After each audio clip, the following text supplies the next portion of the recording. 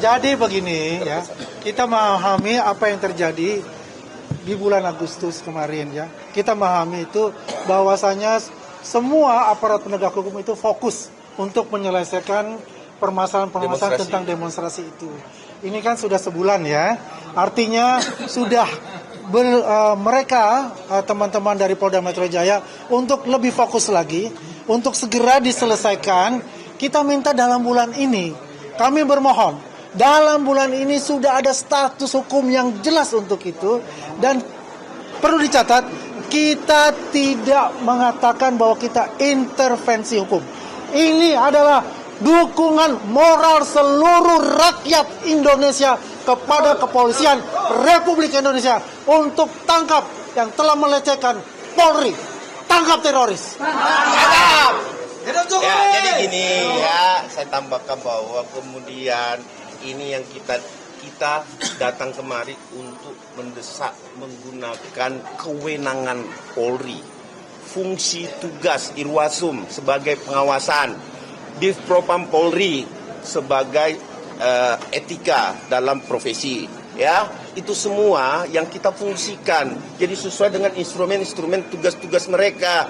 Bukan kami mengintervensi. Ntar ada lagi yang ngomong nih, tuh datang tuh katanya pengen intervensi. Ini salah.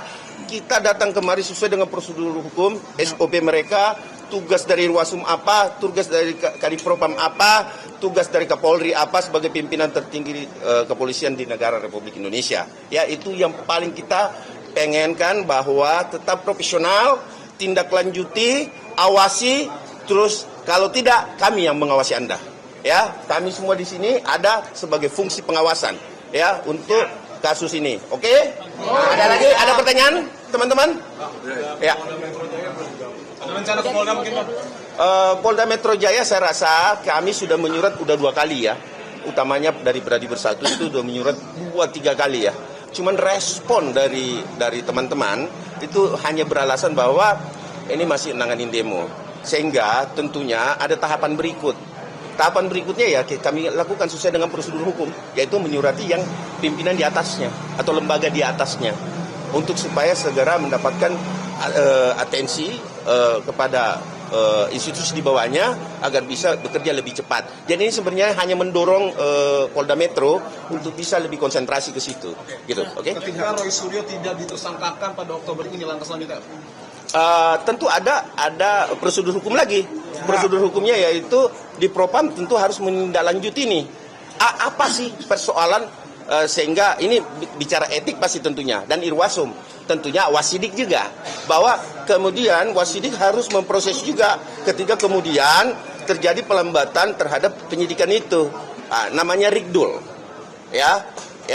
Pemeriksaan pendahuluan itu harus dilakukan Mabes Polri. Kenapa? Itu SOP semua, bahwa teknis penyidikannya seperti apa. Kalau dia belum sampai ke tahap tersangka, ada apa, ada masalah apa. Padahal sebenarnya di dalam pemenuhan khususnya pelaporan dari teman-teman relawan ini, dia hanya buktinya itu sudah cukup banyak ya. Nah, unsurnya sudah terpenuhi, bahwa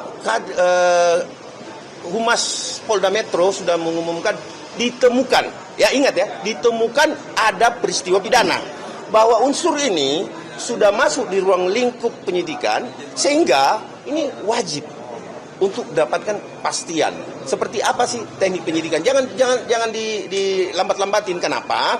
Karena ikan bias. Kenapa?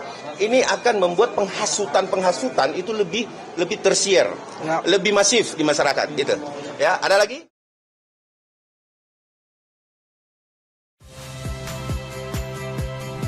Saya Agin Fridianto.